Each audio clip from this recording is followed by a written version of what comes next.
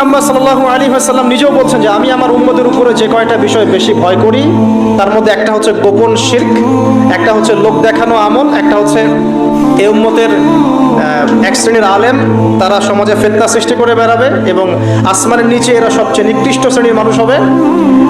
আমি ভয় করি আমার উম্মত মূর্তি পূজারী হয়ে যাবে এবং আমি ভয় করি আমার উম্মতের মধ্যে সমকামিতা ছড়িয়ে পড়ছে না। এখন খুব সতর্ক সাবধান থাকবে। এটা ছড়িয়ে পড়ার মূল কারণ কি? এক নম্বর কারণ হচ্ছে ফ্রি মিক্সিং, মানে ছেলে মেয়ের অবাধ বিচরণ, এটা এক নম্বর কারণ। দুই নম্বর কারণ হচ্ছে যে যৌন শিক্ষার নামে আমরা মানুষকে নগ্নতা শিখাচ্ছি। তিন নম্বর কারণ হচ্ছে প্রত্যেক প্রিন্ট এবং ইলেকট্রনিক মিডিয়া যৌনতার সুশ্রুতি দিচ্ছে। আর তার চেয়ে বড় চার নম্বর কারণ হচ্ছে পর্নোগ্রাফি। এটা সবার মোবাইলে এখন ফ্রি অ্যাক্সেস। যে কেউ ইচ্ছা, আলেম হোক আর জালেম হোক আর যেই হোক না কেন, সবাই বাসায় গিয়ে চুপচুপ করে পর্নোগ্রাফি দেখতে পারে। মুহাম্মদ সাল্লাল্লাহু আলাইহি ওয়াসাল্লাম নিজেও বলছেন যে আমি